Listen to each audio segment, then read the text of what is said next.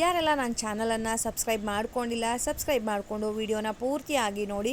ಎಲ್ಲೂ ಕೂಡ ಸ್ಕಿಪ್ ಮಾಡಬೇಡಿ, ಲೈಕ್ ಮಾಡಿ, ಶೇರ್ ಮಾಡಿ, ಕಮೆಂಟ್ ಮಾಡೋದನ್ನು ಕೂಡ ಮರಿಬೇಡಿ. ಅದಕ್ಕೂ ಮುಂಚೆ ಈ ಒಂದು ರೆಸಿಪಿಯನ್ನು ಟ್ರೈ ಮಾಡೋದನ್ನು ಕೂಡ ಮರಿಬೇಡಿ. ಟ್ರೈ ಮಾಡಿದ ಮೇಲೆ ಹೇಗೆ ಬಂತು ಟೇಸ್ಟು ಅನ್ನೋದನ್ನು ನನ್ನ ಜೊತೆ ಶೇರ್ ಮಾಡ್ಕೊಳ್ಳಿ. ಬನ್ನಿ ಈ ಒಂದು ಸೂಪರಾಗಿರೋ ಅಂಥ ಈಸಿಯಾಗಿರೋ ಅಂಥ ಶಾವಿಗೆ ಪಾಯಸನ ಹೇಗೆ ಮಾಡೋದು ಅಂತ ನೋಡ್ಕೊಂಡು ಬರೋಣ. ನಾನು ಮಾಡೋ ರೀತಿ ತುಂಬ ಈಸಿಯಾಗಿರುತ್ತೆ. ಸೊ ನಿಮ್ಗೆ ಇಷ್ಟ ಆಗ್ಬೋದು ಅಂತ ಅಂದ್ಕೊಂಡಿದ್ದೀನಿ. ಬನ್ನಿ ನೋಡ್ಕೊಂಡು ಬರೋಣ. ನಾನಿಲ್ಲಿ ಒಂದು ಸ್ಟೀಲ್ ಪಾತ್ರೆ ತೊಗೊಂಡಿದ್ದೀನಿ. ನೀವು ಕುಕ್ಕರ್ ಬೇಕಾದರೂ ತೊಗೊಳ್ಬೋದು. ದಪ್ಪ ತಳ ಪಾತ್ರೆ ಇರೋದು ತೊಗೊಂಡ್ರೆ ತುಂಬ ಚೆನ್ನಾಗಿ ಬರುತ್ತೆ. ನಾನಿಲ್ಲಿ ಸುಮಾರು ಒಂದು 7ರಿಂದ 8 ಸ್ಪೂನಷ್ಟು ತುಪ್ಪ ಹಾಕ್ಕೊಂಡಿದ್ದೀನಿ.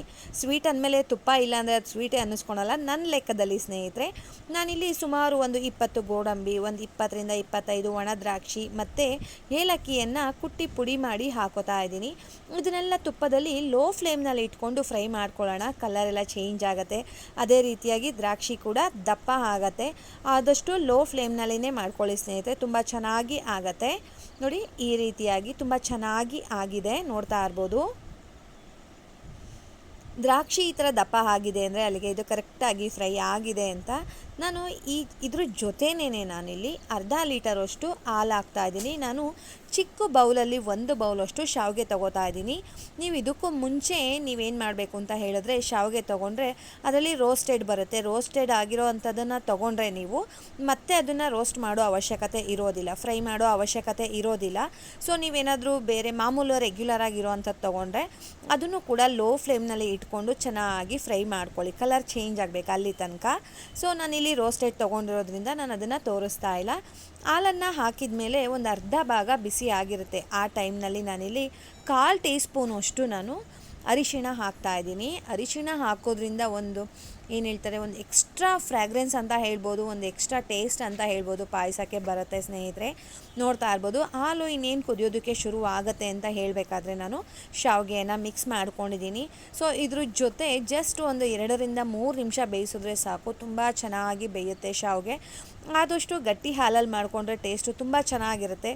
ಇಲ್ಲ ಅಂತ ಹೇಳಿದ್ರೆ ಅರ್ಧ ಹಾಲು ಅರ್ಧ ನೀರನ್ನು ಮಿಕ್ಸ್ ಮಾಡಿಕೊಂಡು ಕೂಡ ಮಾಡ್ಕೊಳ್ಬೋದು ಸ್ನೇಹಿತರೆ. ಇದನ್ನು ಕೂಡ ಮೀಡಿಯಮ್ ಫ್ಲೇಮ್ನಲ್ಲಿಟ್ಟು ಜಸ್ಟ್ ಒಂದು 3ರಿಂದ 4 ನಿಮಿಷ ಅದನ್ನು ಬಾಯ್ಲ್ ಆಗೋದಕ್ಕೆ ಬಿಟ್ಬಿಡೋಣ. ಆವಾಗ ಚೆನ್ನಾಗಿ ಬೆಂದಿರುತ್ತೆ ಮತ್ತು ಬಿಡಿ ಬಿಡಿಯಾಗಿರುತ್ತೆ. ಶಾವಿಗೆ ಕೂಡ ಅಷ್ಟೇ, ಒಂದಕ್ಕೊಂದು ಅಂಟ್ಕೊಂಡ್ರಲ್ಲ, ಗಟ್ಟಿ ಆಗೋದಿಲ್ಲ. ಅರ್ಧ ಲೀಟರ್ ಹಾಲಿಗೆ ಒಂದು ಚಿಕ್ಕ ಬೌಲಲ್ಲಿ ನಾನು ತೊಗೊಂಡಿರುವಂಥದ್ದು ಶಾವಿಗೆನ. ಆದಷ್ಟು ಡ್ರೈ ಫ್ರೂಟ್ಸ್ ಹಾಕಿದ್ರೆ ಚೆನ್ನಾಗಿರುತ್ತೆ ಅಂತ ಹೇಳ್ಬಿಟ್ಟು ನಾನು ಜಾಸ್ತಿ ಡ್ರೈ ಫ್ರೂಟ್ಸನ್ನು ಹಾಕಿದ್ದೀನಿ.